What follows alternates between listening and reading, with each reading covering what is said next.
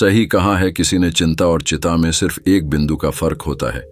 इस दुनिया में कुछ लोग बेवजह चिंता करते हैं, बिना किसी कारण के ही अपने आप को और मन को परेशान भी करते रहते हैं। चिंता हमें बीमार करती है। आज की इस कहानी में हम सीखेंगे कि हमें बेवजह चिंता नहीं करनी चाहिए। चलिए कहानी शुरू करते हैं। एक गांव में एक किसान था जिसे एक बहुत ही बुरी आदत लग चुकी थी, और वह आदत थी बेवजह चिंता करने की। वो हर समय किसी न किसी चीज की चिंता करता ही रहता। वो हर समय सोचता रहता कि कहीं मेरे साथ कुछ गलत ना हो जाए, जबकि उसकी जिंदगी में अभी तक सब कुछ ठीक ही चल रहा था। उसके पास एक खेत था जिसमें अच्छी खासी फसल हो जाती थी।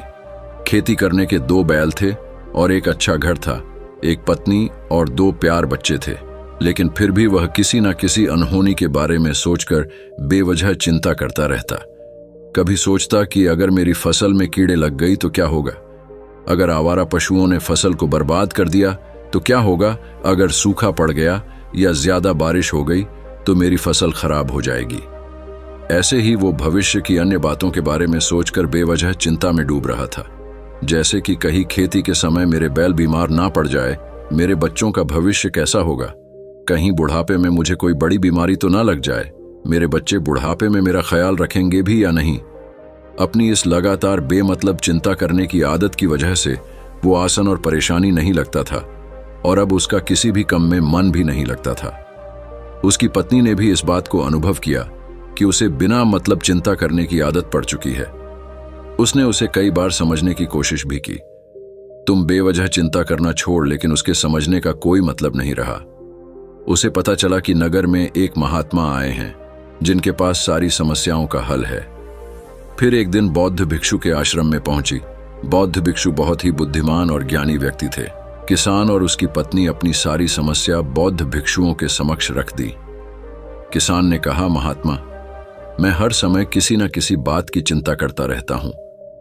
मैं ज्यादातर उन बुरी चीजों के बारे में सोचकर चिंतित होता रहता हूं जो अभी तक मेरे साथ हुई भी नहीं। किसान की समस्या को पूरे ध्यान से सुनने के बाद बौद्ध भिक्षु ने कहा, ठीक है, तुम दोनों कल सुबह आना और फिर मैं तुम्हें तुम्हारी समस्या का समाधान बता दूंगा। अगली सुबह जब किसान और उसकी पत्नी बौद्ध भिक्षु के आश्रम में पहुंचते हैं तो देखते हैं कि बौद्ध भिक्षु बहुत ही चिंतित अवस्था में जमीन पर पलटी मारकर बैठे हुए हैं और उनके सामने एक दूध से भरा गिलास रखा हुआ है। बौद्ध भिक्षु बार बार उस दूध के गिलास की तरफ देख रहे हैं और फिर कभी अपना हाथ अपने सर पर रखते तो कभी जमीन पर। वह बहुत ही चिंतित और बेचैन दिखाई दे रही थी। यह देखकर किसान ने पूछा, महात्मा, आप इतने परेशान क्यों लग रहे हैं? आपके पास दूध रखा है, आप इसे पी क्यों नहीं लेते? महात्मा बोले, मुझे चिंता हो रही है कि कहीं इस दूध को बिल्ली ना पी जाए, या फिर मैं कहीं पर जाऊं तो क्या पता, या दूध कहीं गिर जाए।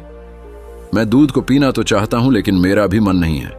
मैं तो यही सोच रहा हूं कि अगर यह दूध खराब हो गया या कोई गंदी चीज पड़ी गई तो फिर क्या होगा। इतना सुनकर किसान जोर जोर से हंसने लगा। किसान ने हंसते हुए कहा, इसमें इतनी चिंता करने वाली कौन सी बात है, ये दूध ही तो है। अगर इसे बिल्ली ने गिरा दिया या ये खराब हो गया या फिर किसी ने इसे पी लिया तो क्या हो गया, ये आपको दोबारा मिल जाएगा, और वैसे भी आपका चिंता करना बेकार है। न तो अभी इसे बिल्ली ने गिराया है, ना ही खराब हुआ है, और ना ही अभी इसे किसी ने पिया है, और हो सकता है कि भविष्य में ऐसा हो भी ना। किसान के मुंह से यह बात बौद्ध भिक्षु मुस्कुराए और बोले, मैं भी तो तुम्हें ही यही समझने का प्रयास कर रहा हूं कि भविष्य की उन घटनाओं की चिंता करना व्यर्थ है जो अभी हमारे साथ हुई ही नहीं, और बहुत बड़ी संभावना है कि वो कभी होगी भी नहीं, और अगर हो भी गई तो जिस चीज को तुम एक बार हासिल कर सकते हो उसे तुम दोबारा भी हासिल कर सकते हो, और अगर नहीं कर पाए तो कोई बात नहीं, क्योंकि समस्याओं के आने के साथ ही उन समस्याओं का सामना करने की हिम्मत भी अपने आप ही आ जाती है।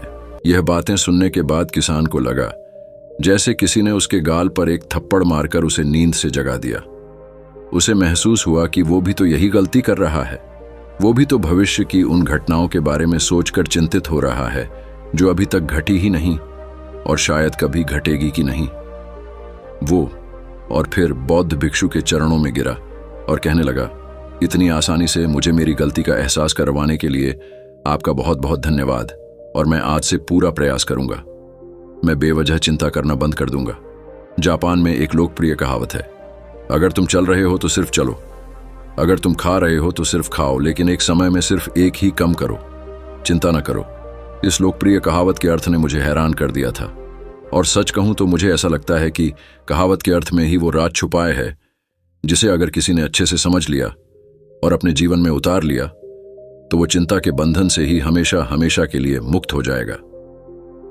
इस कहावत के अर्थ के बारे में हम आगे बात करेंगे, लेकिन उससे पहले देखते हैं कि हमारे दिमाग में इस तरह के विचार ज्यादा चल रहे होते हैं। पहल, क्या मैंने यह काम सही से किया है? दूसरा, क्या मैं इसे और बेहतर कर सकता था? तीसरा, इसका परिणाम क्या होगा? और चौथा, लोग मेरे और मेरे काम के बारे में क्या सोच रहे होंगे? ये ऐसे कुछ विचार है जो हमारे दिमाग की सिस्टम में ज्यादातर समय चलते रहते हैं, लेकिन हमें पता नहीं चलता क्योंकि हमने इन विचारों के साथ जीना सीख लिया है।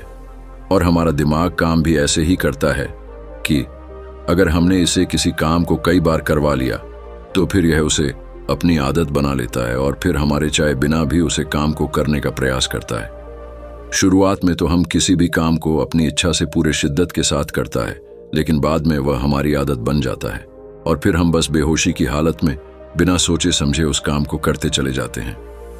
जब एक बच्चा छोटा होता है तब उसे पता नहीं होता कि चिंता क्या है, लेकिन जैसे ही वो बड़ा होता है माँ बाप कहना शुरू कर देते हैं, बेटे आपको होमवर्क करना है, आपको उसकी चिंता नहीं हो रही, आपके एग्जाम आने वाले हैं, आपको उसकी चिंता करनी चाहिए। और ऐसे ही न जाने कितनी सारी चीजों के लिए बच्चों के आसपास के लोग उसे चिंता करने के लिए कहते हैं और वो छोटा बच्चा इस बात को मान लेता है। यह अच्छा, किसी भी काम को करने के लिए हमें उसकी चिंता करनी पड़ जाती है और फिर वह भी किसी काम की घटना के बारे में बार बार सोचने लगता है।